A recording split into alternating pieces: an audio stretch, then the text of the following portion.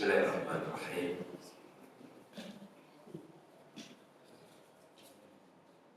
Assalamualaikum warahmatullahi wabarakatuh.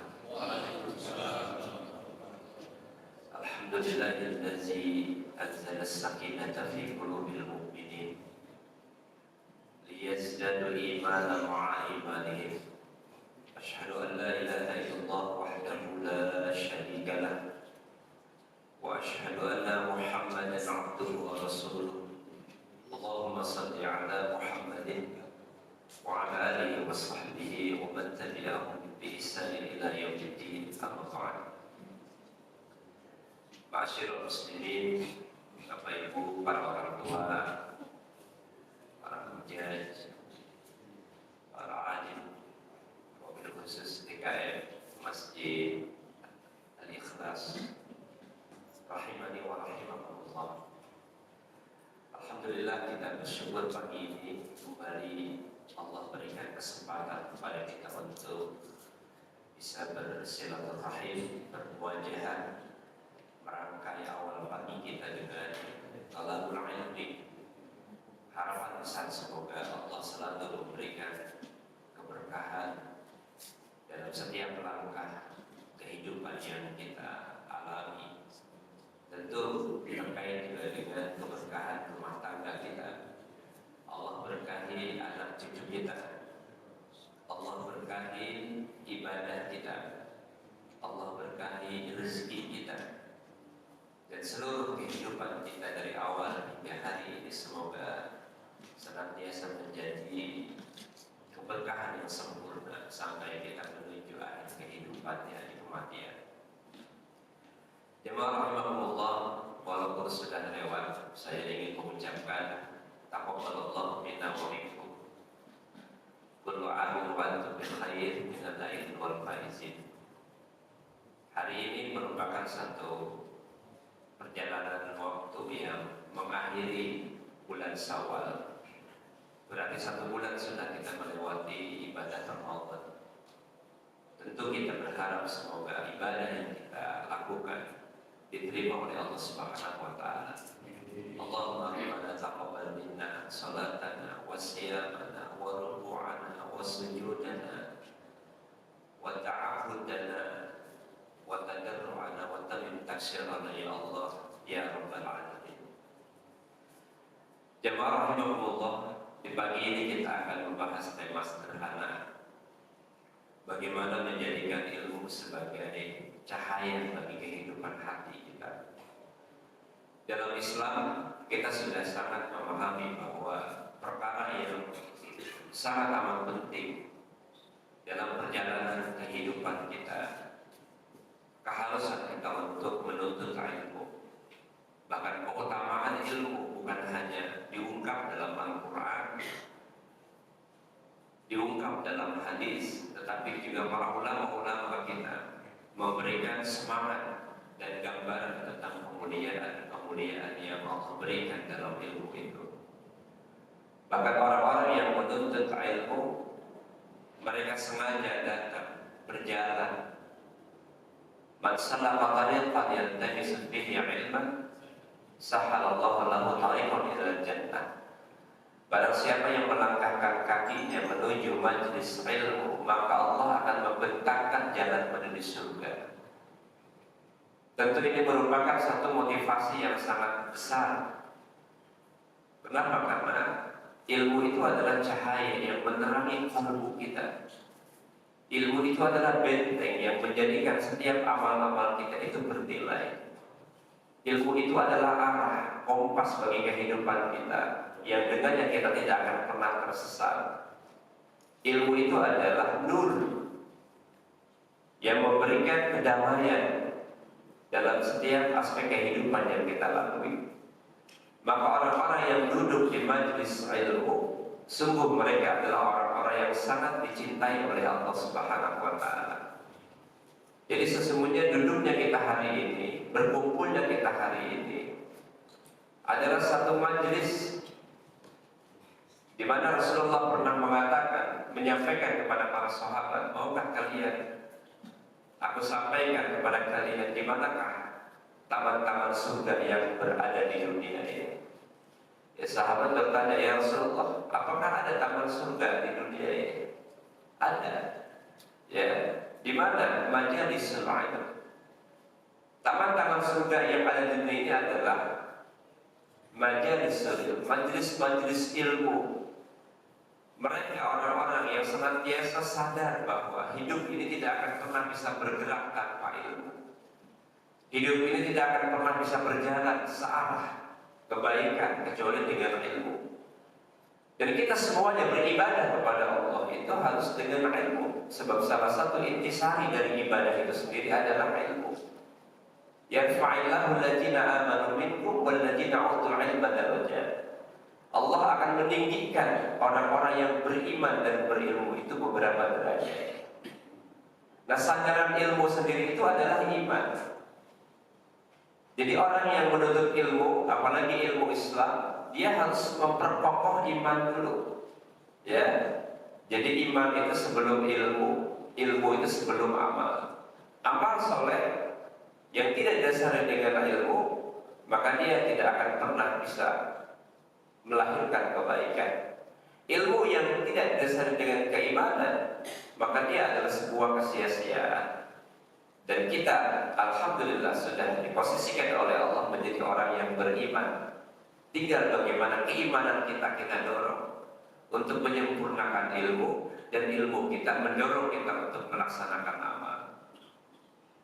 Jamaah rahimakumullah, kenapa ilmu itu adalah cahaya hati?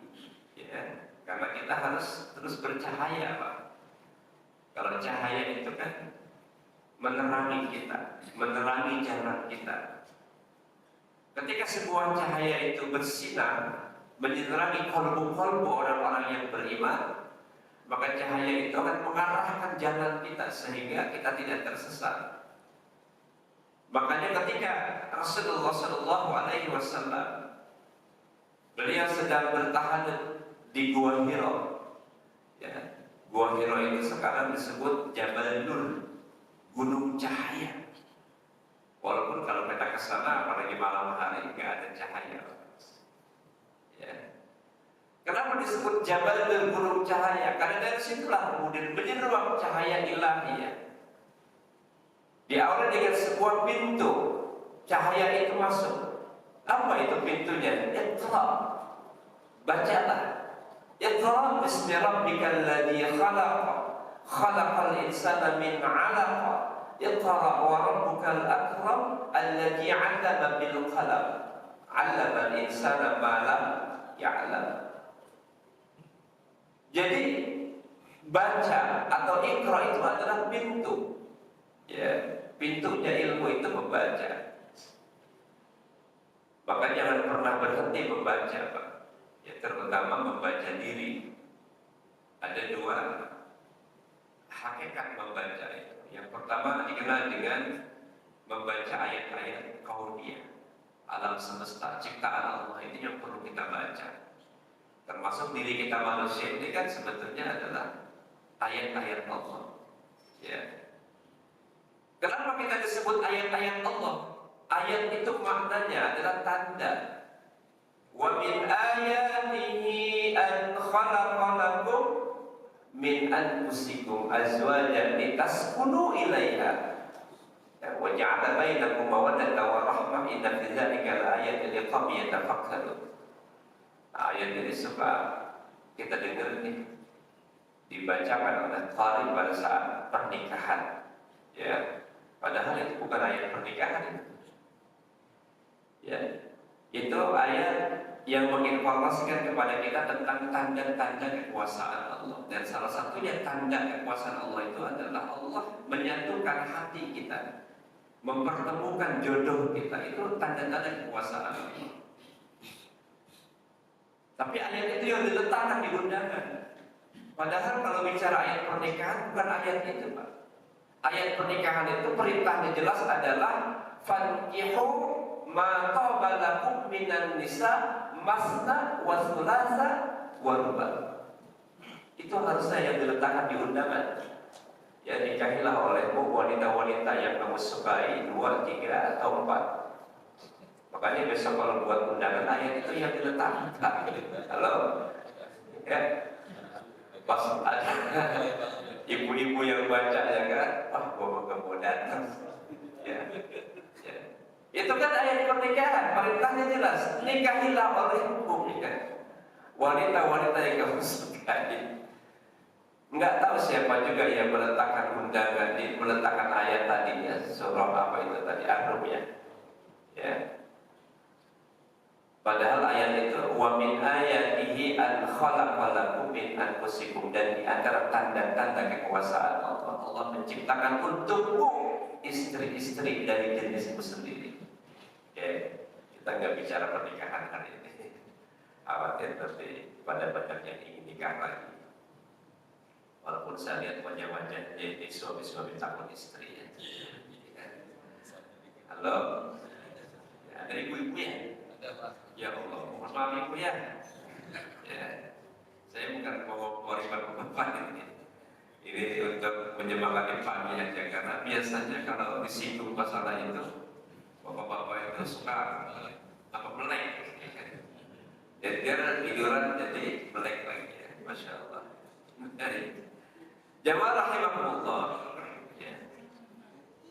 Jadi majelis ilmu itu adalah majelis zikir, ya, taman surga, ya, seperti Nabi tadi bilang. Kata Nabi dalam salah satu sabdanya dalam riwayat Imam At-Tirmizi, "Idza marartum bi riyadil jannah farta'u." Perhatikan ini. "Idza marartum bi riyadil jannah farta'u." Ya kan? Apabila kamu melewati taman-taman surga, maka singgahlah. Singgahlah dengan rasa cinta. Artinya apa? Kalau kita mendengar ada informasi pengajian, mau pagi, mau siang, mau sore, mau malam, itu kita diperintahkan Rasulullah untuk singgah. Ya Pak ya, kita lagi jalan ya, ada pengajian, waktu masih panjang, nggak ada kegiatan, singgah, duduk Pak, duduk di situ, dengarkan baik-baik, ya, maka engkau akan mendapatkan rahmat dari Allah Subhanahu wa Ta'ala. Apalagi di dalamnya dibacakan Al-Quran kan. Jadi kalau kita mendengar Al-Quran dibacakan, maka dengarkanlah baik-baik, ya. Maka engkau akan mendapatkan rahmat dari Allah Subhanahu wa Ta'ala. Mendengarkan saja kita mendapatkan pahala, apalagi yang membaca. Masya Allah. Ini memang jujur semangat kita membaca Al-Quran, semangat kita mendengarkan Al-Quran, semangat kita mempelajari Al-Quran, ini sangat amat lemah. Sangat amat lemah. Ya. Tentara-tentara Muslim di Afghanistan, di Palestina, sesaat mereka jeda perang, Pak, lagi istirahat perang, ya, mereka sholat dan menyempatkan waktu untuk baca Quran. Senjatanya tetap berada di depannya. Coba itu, ya. Padahal peluru melesat setiap saat yang tidak pernah diketahui. Tapi mereka membaca Al-Quran. Kadang-kadang kita malu juga, kita itu ngapa-ngapain. Ya. Mereka lagi perang, masih sempat baca Quran. Kenapa? Karena itu keutamaan bagi mereka. Itu nilai tambahan pahala bagi mereka. Itu semangat motivasi jihad mereka. Nah kita ini banyak waktu luang. Ya, makanya kata Nabi, banyak waktu. Ada beberapa keadaan yang kita sering lupakan. Yaitu salah satunya adalah waktu luang. Nah, waktu luang ini kan sebetulnya adalah kesempatan. Umur itu kan kesempatan Pak. Dalam dimensi yang lain kalau kita bicara umur, makna dari umur itu adalah yang pertama kesempatan, ya. Yang kedua al-fitnah, ujian. Yang ketiga adalah al-amanah. Nah kita punya waktu, kita punya kesempatan. Mudah-mudahan bisa kita manfaatkan. Amin. Ya. Para sahabat bertanya ketika Rasulullah mengatakan apabila kamu melewati taman-taman surga maka singgahlah. Sahabat bertanya, ya, wa ma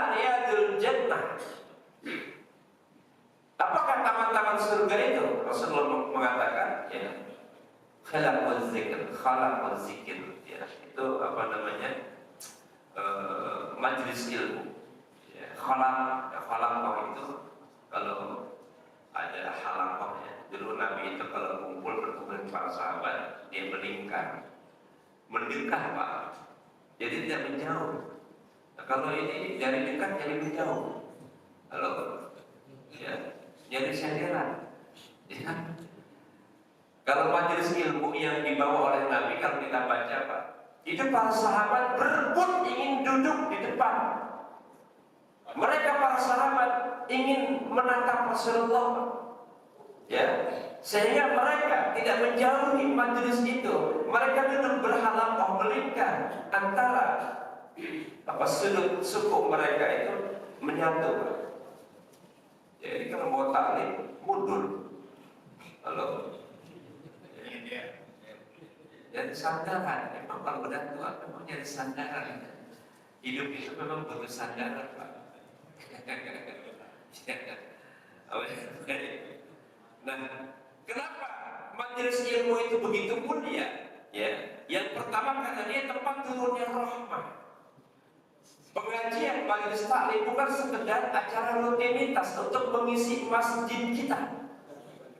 Kadang kan kita menilai, masjidnya ramai, pengajiannya ramai, banyak jamaahnya. Bukan sekedar rutinitas pengajian itu, tapi sesungguhnya majelis itu adalah tempat turunnya rahmat Allah kepada kita. Ya, kasih sayang Allah mengalir, dan jangan dikira bahwa duduknya kita ini tidak ditemani oleh malaikat. Jadi yang kosong ini rupanya memang disediakan untuk para malaikat Allah, Pak. Makanya Bapak memberikan kesempatan kepada malaikat agar duduknya lebih lapang, makanya minggir. Ya, ya. Yang kedua, majelis itu adalah tempat hidupnya hati, Pak.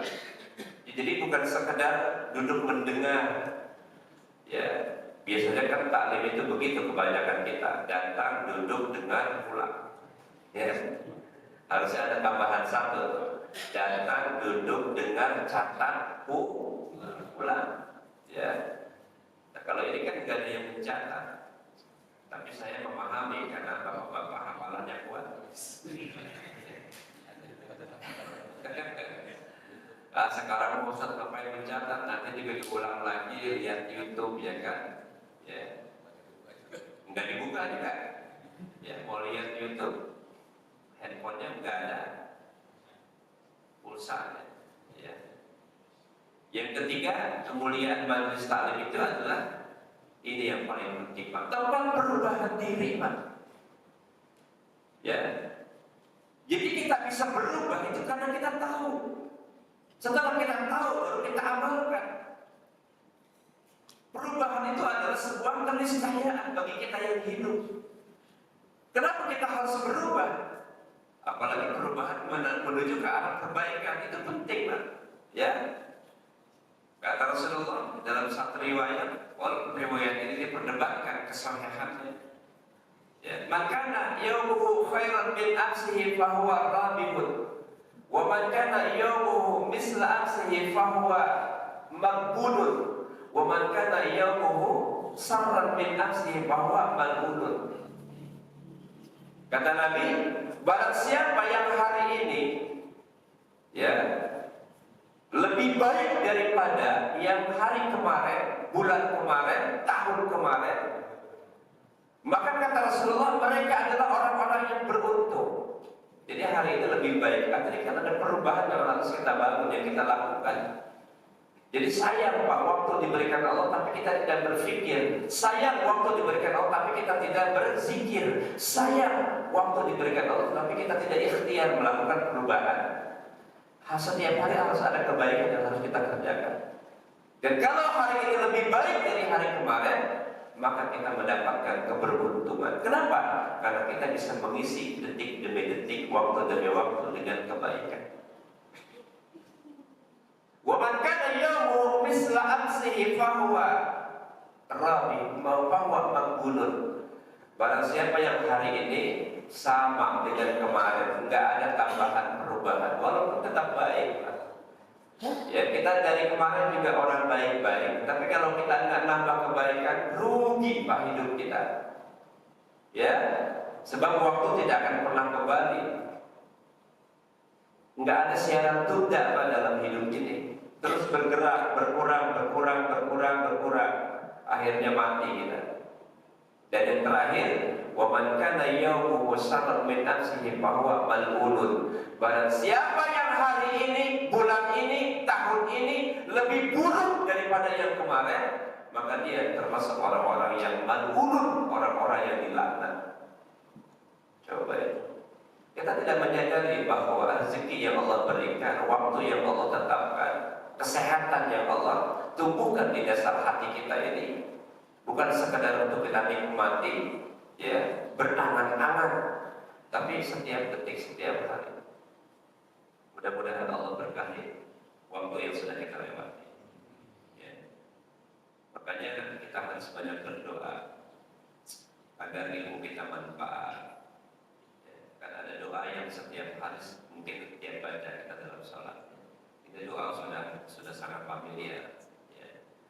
Allahumma inni as'aluka ilman nafi'an wa rizqan thayyiban, ya, terus wa amalan mutaqabbalan. Ini doa penting, Pak. Harapan kita kepada Allah yang pertama agar kita mendapatkan ilmu yang bermanfaat, ya. Sebab ilmu yang tidak bermanfaat itu diibaratkan seperti pohon yang tidak berbuah. Kita nanam pohon mangga di depan rumah, apalagi belinya mahal, karena melihatnya kalau di taman itu mangga buah kecil lagi udah buah, Pak. Ya, enak dilihat, kita belilah, sampai di rumah kita tanam, kita siram tiap hari, dia besar, kita kasih pupuk, tapi ternyata bertahun-tahun tidak ada buahnya. Dia memberikan manfaat, depan rumah kita jadi rindang, ya, tapi enggak ada buahnya, kata ibu Pak. Jadi pohon mangga tebang aja, enggak ada manfaatnya, ya. Ya. Lah kita juga kan begitu. Ilmu yang kita tuntut, yang kita catat, yang kita dengar, tapi hanya sekedar untuk menambah hasanah pemahaman dan hafalan kita, maka ketika dia tidak diamalkan, tidak ada artinya. Jadi ilmu yang sedikit diamalkan jauh lebih baik daripada banyak ilmu tidak pernah diamalkan. Maka penting bagi kita, kenapa kita harus berdoa seperti doa yang tadi kita sebutkan itu, ya. Allahumma inni as'aluka ilman nafi'an. Ya Allah, sesungguhnya aku memohon kepadamu ilmu yang bermanfaat. Bahkan dalam doa-doa yang lain, Pak, sampai Rasulullah itu berlindung kepada Allah dari ilmu yang tidak bermanfaat. Allahumma inni a'udzubika min ilmin la yanfa' wa min qalbin la yakhsha wa min nafsin la tashba' wa min da'watin la yustajabu laha. Nabi minta perlindungan kepada Allah akan 4 hal ini. Nabi masih minta perlindungan, padahal beliau sudah pasti dilindungi oleh Allah. Beliau sudah pasti ilmunya manfaat. Beliau sudah pasti kalbunya orang yang paling khusyuk. Beliau sudah pasti nafsunya terkendali. Beliau sudah pasti doanya diijabah. Tapi Nabi mencontohkan kepada kita seorang beliau yang kemuliaannya luar biasa, masih minta perlindungan kepada Allah. Yang pertama dari ilmu yang tidak manfaat. Allahumma inni a'udzubika min ilmin la yanfa'. Ya Allah, aku berlindung kepadamu dari ilmu yang tidak bermanfaat. Wa min qalbin la yakhsha, dari qalbu yang tidak khusyuk. Wa min nafsin la tashba, dari nafsu yang tidak pernah kenyang.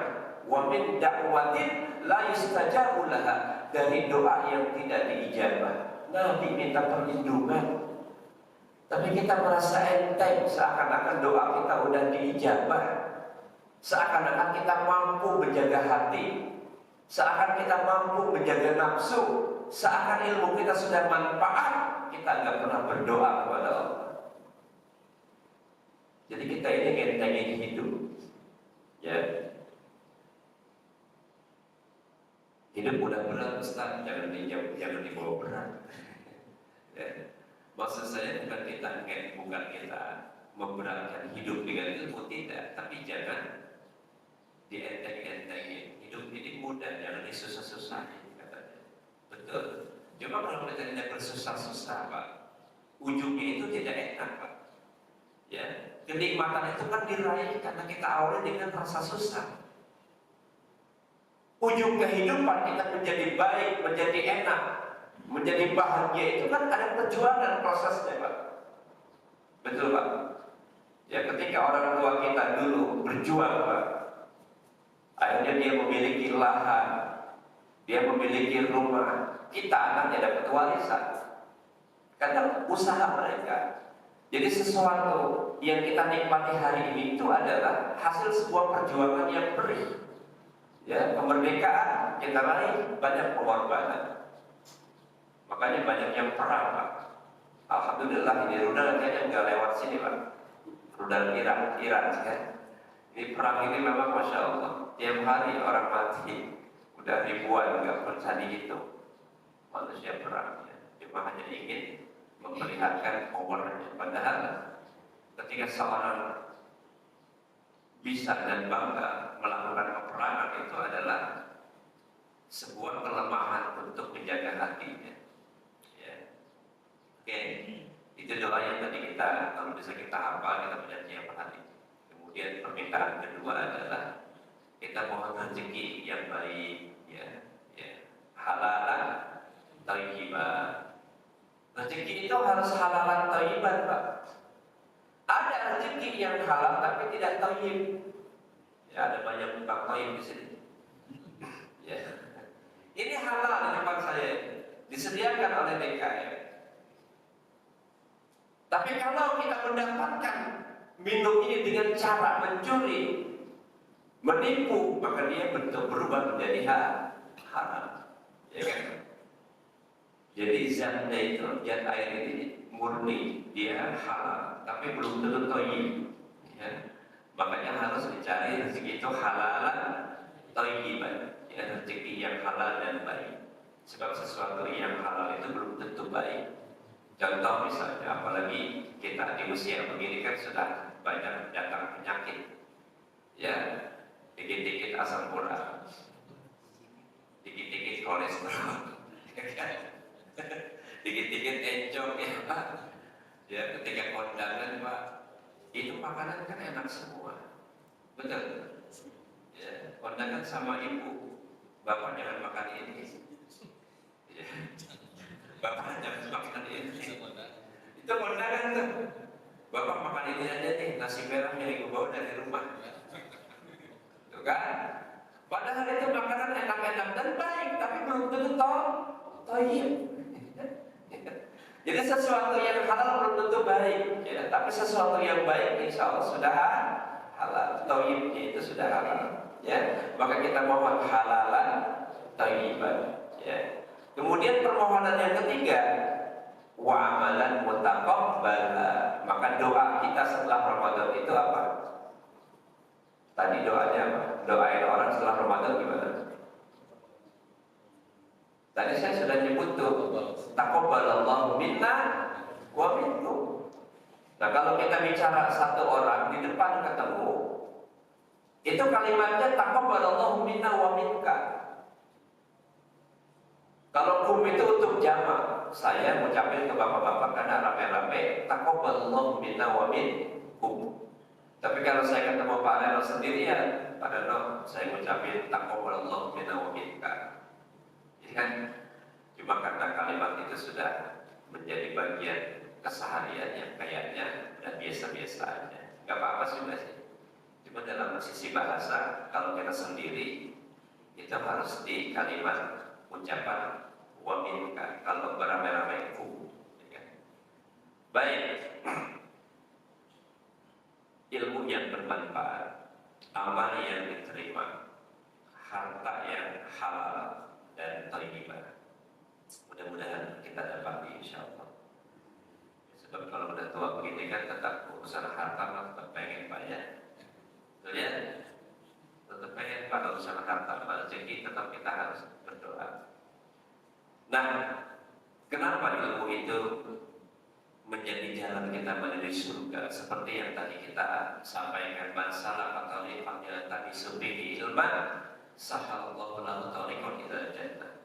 Barang siapa yang melangkahkan kaki menuju majelis ilmu, ya, dengan tujuan untuk dia lebih mendekatkan diri kepada Allah, maka Allah akan bentangkan jalan menuju surga. Kenapa? Ilmu itu menjadi jalan menuju surga.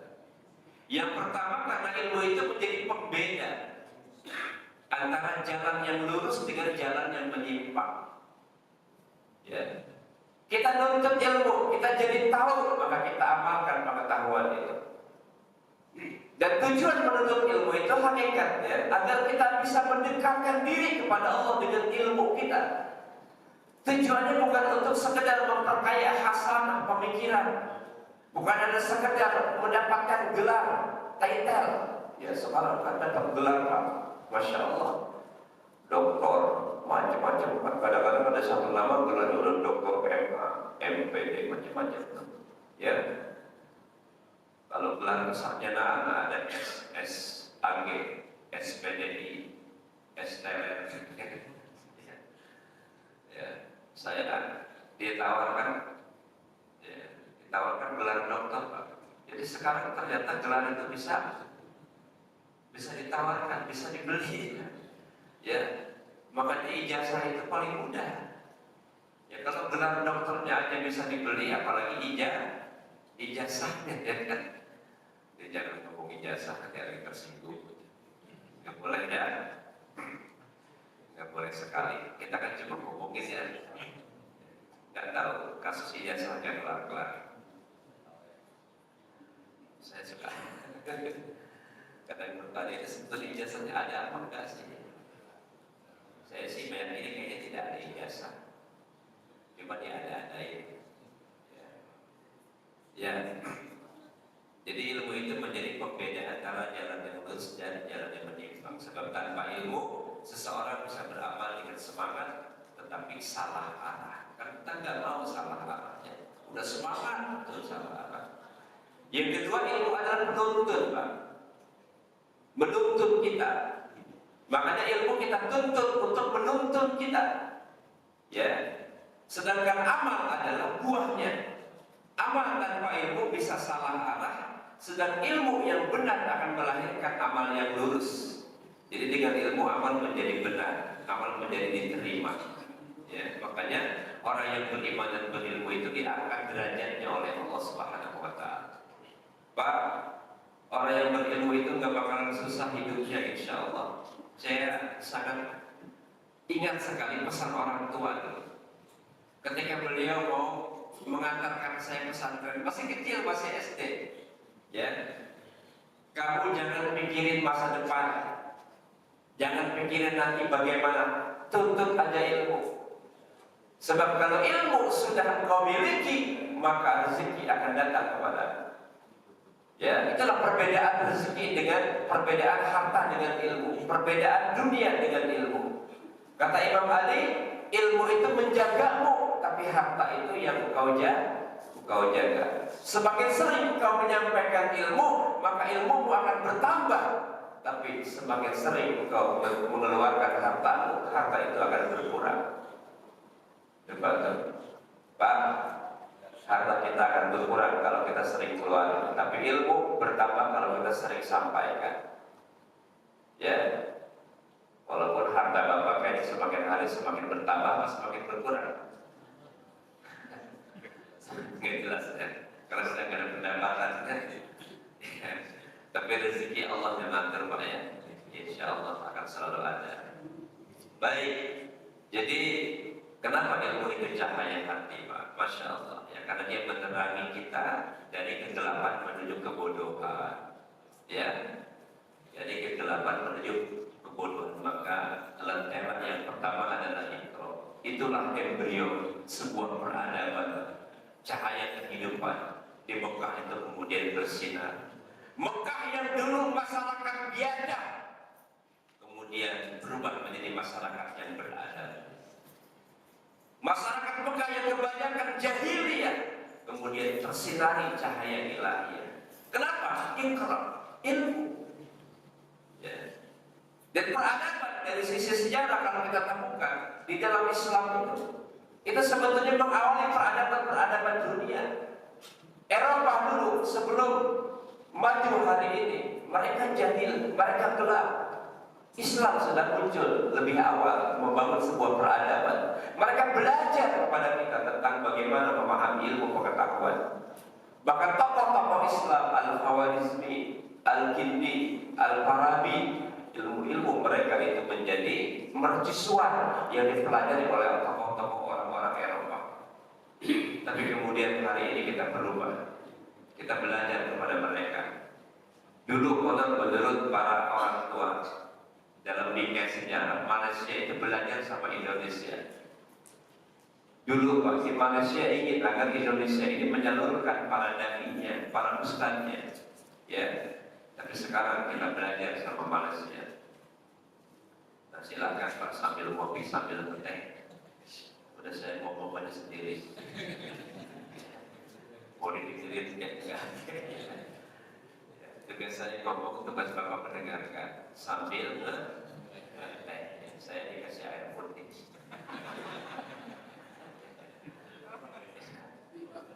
Ya, jadi saya mau izin dulu sebelum Pak Reno. Saya tidak sampai jam 6 ya, karena jam setengah 7 saya harus ke bandara. Ya, nggak apa-apa. Tapi saya menyempatkan waktu karena di ujung Ramadan jadwal saya liburkan karena ada pertemuan keluarga waktu itu. Ya, jadi udah Ramadan juga kita ketemu hari ini. Jadi ilmu itu menunjukkan jalan benar di tengah kesesatan, membimbing amal, ya, dan keputusan dari kehidupan. Tetapi Bapak Ibu sekalian, walaupun ilmu itu cahaya yang bisa menerangi kalbu kita, hati kita, tetapi cahaya ilmu tidak akan menetap kecuali pada wadah yang bersih. Nah, ini problem juga, ya. Banyak yang memiliki ilmu, tapi hidupnya tetap gelap. Hidupnya tetap gelap. Kan banyak orang yang punya ilmu, hidupnya gelap, ya. Bukan karena ilmunya yang kurang, tetapi karena cahaya itu tidak menyala dalam hatinya. Kenapa? Hatinya kotor. Ya. Banyak orang yang bersemangat menghadiri majelis, mengumpulkan catatan, menghafal dalil, tapi lupa bahwa tujuan ilmu bukan sekadar ditambah, tapi bagaimana ilmu itu mampu berubah. Ya, jadi ilmu bukan sekadar ditambah, tapi mampu berubah. Kalau ngaji sih, masya Allah, apalagi kalau melihat ibu-ibu taklim, Pak, capek kita melihatnya. Kita yang melihatin aja capek, apalagi yang santai. Jadi ibu-ibu taklimnya dari masjid ini pindah, majelis taklim ini pindah, ke ustaznya ini, ke ustaznya ini. Ya, hari Senin di Al-Ikhlas, hari Selasa di Al-Huda, hari Rabu di Al-Burqon, hari Kamis di Al-Muhajirin, hari Jumat di ya kan? Ya. Kata Bapak Ibu kan capek enggak Pak? Ya, menurut ilmu itu wajib. Kata bahasanya, ya. Walaupun kadang-kadang kebanyakan taklim juga suami yang punya Pak. Ya. Semua tiap hari minta ongkos ya. Kalau masih ongkosannya masih penting. Pulang dari Al-Huda lapor Pak, tadi ustaznya bilang kita mau ada rihlah jalan-jalan. Ya, udah tak apa-apa. Pulang dari Al-Muhajirin lapor, Pak, ustazah bilang kita mau buat seragam. Iya. Ulang dari masjid apa lagi? Ya, Al-Istiqomah lapor Pak, insya Allah ya, jamaah disuruh arisan. Ya kan? Pulang lapor. Yang terakhir ibu besok udah gak usah taklim. Ya, ini pengeluaran lebih banyak daripada pemasukan. Kita dalam belajar Pak ilmu, biarkan ilmu Pak. Ibu-ibu itu sebetulnya masuk ke majelis taklim itu terapis Pak, terapi kejiwaan. Ya. Karena di rumahnya udah capek. Dia kalau ketemu temannya itu senang Pak, dia bisa bercerita, asal jangan ceritain suami aja. Ya. Tapi persoalannya majelis ilmu atau nuntut ilmu bukan sekedar nambah ilmu, tapi harus berubah. Kalau ada orang menuntut ilmu seni tapi tidak perubahan, ya, ngapain? Mendingan jangan disuruh ngaji. Ketika dia menuntut ilmu berubah di rumah, hatinya berubah, jiwanya berubah, sikapnya berubah, ibadahnya dirubah, ya, kesabarannya berubah. Kata bapak, masya Allah ini istri saya kalau sering taklim kok jadi berubah begini penampilannya, jadi sopan, sama suami jadi santun, ya kan, jarang minta duit, ya, nah itu senang suami bu. Kalau bisa ibu kalau taklim itu nggak usah minta uang sama suami, buat apa sih ibu ikhtiar sambil jualan, ya. Nah, kita lihat berapa banyak orang yang tahu tapi tidak pernah tunduk hatinya. Berapa banyak orang yang mengerti tapi tidak pernah berubah sikapnya. Ya, berapa banyak orang yang hafal dalil namun lalai dalam pengamalan ibadahnya. Itu yang kita khawatirkan. Makanya Imam Ibnu Qayyim rahimahullah, ya, beliau mengatakan al-ilmu nur yudhibul lil 'abdi tariqah wa yubashshiruhu bi haqiqatihi nafsi. Al-Imam Ibnu Qayyim rahimahullah. Jadi kata beliau, ilmu itu adalah cahaya, ya, bukan sekedar informasi yang memenuhi pikiran kita, tetapi cahaya yang Allah tanamkan ke dalam kalbu kita. Itu hakikat ilmu itu. Jadi kalau menuntut ilmu bukan hanya memasuki pikiran, tetapi memasuki hati. Makanya baca Quran itu Pak harus pakai hati, Pak. Jangan hanya sekedar pakai lisan. Jadi itu akan meneguhkan sikap kita, memperkokoh akidah kita, memperbaiki amalan kita. Kenapa? Ilmu kita tuntut dan untuk kita amalkan. Cahaya itu akan bersinar kalau hati kita ini bersih, ya. Dan yang paling penting juga ada satu kaidah dari Imam Malik. Ya, Imam Malik, kita tahu Imam Malik kan salah satu ulama besarnya. Beliau mengatakan laisa ilmu bi kasratir riwayat. Ilmu itu Pak bukan dengan banyaknya riwayat. Artinya bukan banyaknya pengetahuan kita tentang riwayat ini riwayat ini. Dia hafal kalau hadis riwayat ini.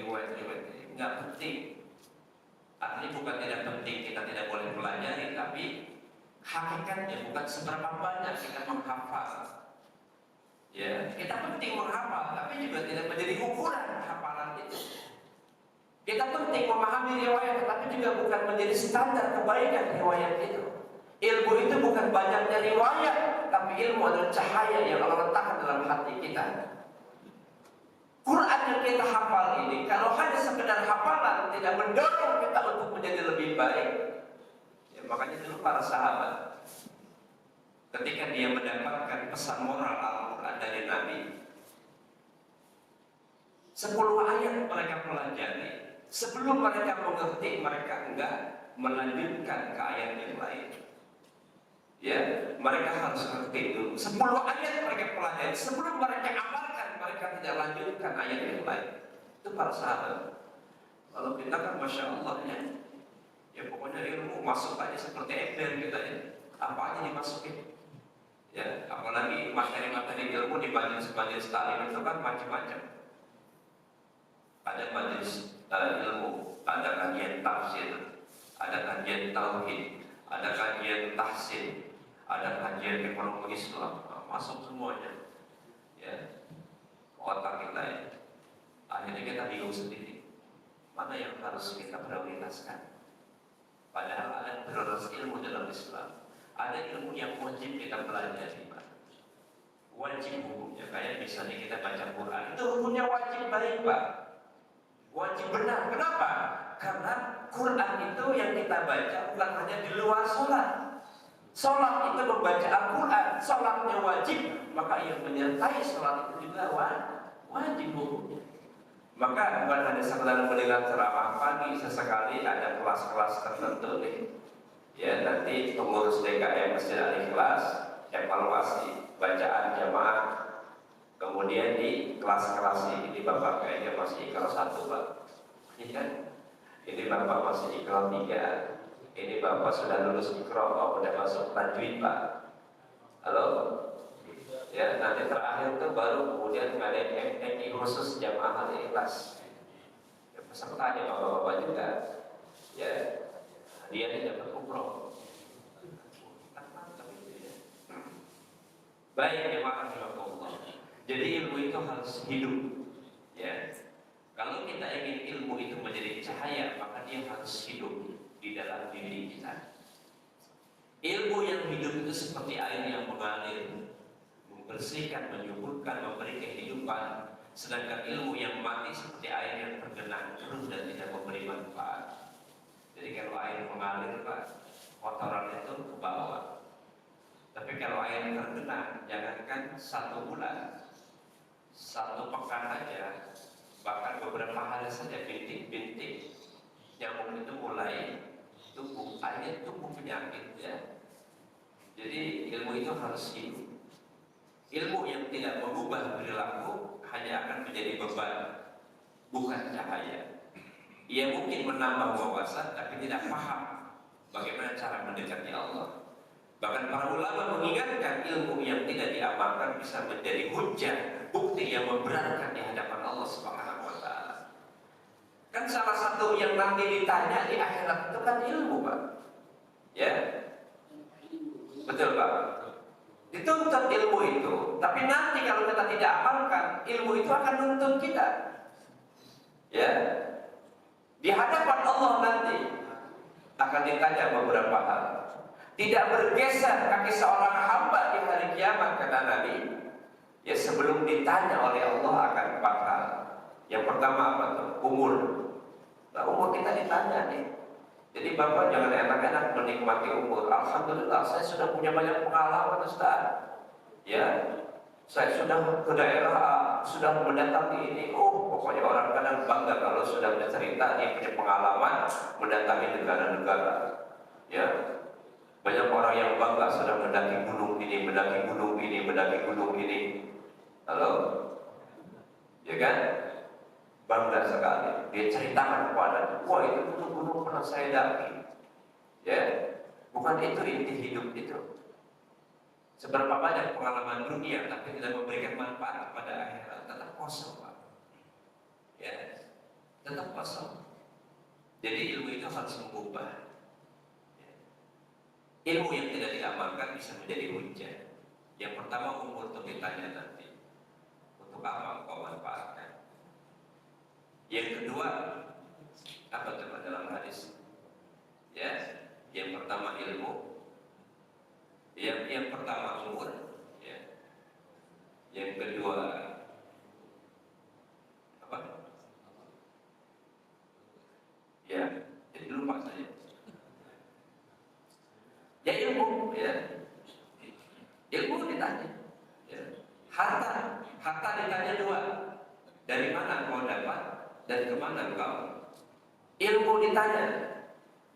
Dengan apa kau manfaatkan ilmu itu? Nanti ditanya oleh Allah. Jadi jangan kita enak-enak aja punya ilmu. Makanya kalau orang punya ilmu emang repot juga.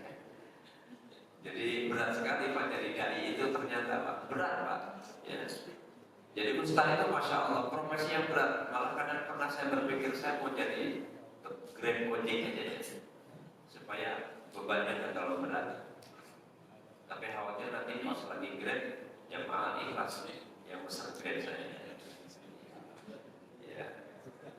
Nah pertanyaannya kemudian bagaimana cara menghidupkan ilmu itu? Ya. Ciri ilmu yang hidup itu bagaimana? Kita sudah menuntut ilmu, sudah belajar ini. Apa cirinya ilmu itu hidup? Yang pertama adalah ilmu yang hidup itu adalah ilmu yang masuk ke dalam hati yang bersih. Jadi bukan hanya singgah di lisan, karena memang hati ini kan wadah. Kalau hati kita kotor, ilmu sebagus apapun tidak masuk. Seperti kita nuangin air ke gelas. Kalau gelasnya kotor Pak, walaupun airnya jernih tetap kelihatan kotor. Susah untuk bersih ya. Kemudian yang kedua, ilmu yang melahirkan khasyah. Khasyah itu rasa takut. Makanya dalam Al-Quran surah Fatir ayat 28 ada ungkapan begini. Innama yakhshallah min ibadihil ulama. Ya. Sesungguhnya yang paling takut kepada Allah di antara hamba-hambanya adalah para ulama. Jadi ilmu itu harus melahirkan khasyah. Semakin banyak orang tahu tentang ilmu dunia, maka dia akan semakin memahami bahwa dunia ini ada yang menciptakan. Orang kalau sering berjalan, misalnya naik pesawat, dia akan berpikir subhanallah, ternyata dunia ini tidak selebar daun kelor. Ya begitu luas, walaupun langit terlihat begitu dekat, tapi dia tidak akan pernah bisa kita raih. Dia akan berpikir inilah Allah Subhanahu Wa Taala. Semakin sadar. Orang yang bekerja di lautan, masya Allah, bagaimana perahu itu tidak bisa tenggelam, tidak bisa terbalik, padahal dia terjang ombak yang begitu luar biasa. Ya kan? Luar biasa itu ilmu. Jadi kita harus memahami bahwa setiap ilmu yang kita tuntut itu pertama dipertanggungjawabkan, yang kedua harus melahirkan khasyah, rasa takut kepada Allah Subhanahu Wa Taala. Yang ketiga itu ilmu yang hidup adalah ilmu yang mampu menggerakkan amal. Kullu ilmin wa amalin la yajidul imana wal yaqina quwwatan famadkhulu. Kata Imam Ibnu Taimiyah. Ya. Setiap iman dan ilmu yang tidak memperkokoh keyakinan seorang hamba kepada Allah, madkhul dia. Itu pasti ilmunya itu tercoreng, terkontaminasi. Ya. Jadi kalau ada orang berilmu tidak mengamalkan ilmu, kalau ada orang berilmu tapi dia tergelap hati, maka ada yang salah. Bukan ilmunya yang salah, tapi cara dia menuntut ilmu yang salah. Ya. Jadi ilmu itu harus menggerakkan amal, bukan sekedar menambah wawasan. Yang keempat, ilmu yang mengubah akhlak dan cara pandang. Kita harus memahami bahwa cara pandang hidup itu didasari dengan pemahaman seseorang. Ya, dari sombong menjadi tawadhu, dari bodoh menjadi pintar, dari cinta dunia menjadi cinta akhirat. Itu karena dorongan ilmu. Yang kelima, ilmu yang membawa kepada keikhlasan, bukan riya atau mencari pujian manusia. Enggak penting Pak, kita sudah di usia begini, kita enggak perlu harus selalu mencari pujian orang. Udah, yang penting bagaimana Allah melihat kita, bukan manusia menilai kita. Saatnya kita sudah bergerak hati kita untuk menuju kepada kesadaran lebih mendekati Allah Subhanahu Wa Taala. Ya, mudah-mudahan ini materi belum kelar. Nanti kita lanjutkan di episode kedua. Ya, jadi saya mohon maaf sekali lagi. Saya jam 6:30 harus ke bandara, makanya saya bawa motor supaya cepat pulang. Ya. Demikian, mohon maaf. Semoga Bapak Ibu sehat semuanya. Allah mudahkan rezekinya, Allah sehatkan badannya, Allah berkahi anak cucu keturunannya, dan semoga Allah jadikan ujung kehidupan kita husnul khatimah. Amin ya Allah ya rabbal alamin. Subhanaka Allahumma wa bihamdik, asyhadu an la ilaha illa anta, astaghfiruka wa atubu ilaik. Assalamualaikum warahmatullahi wabarakatuh.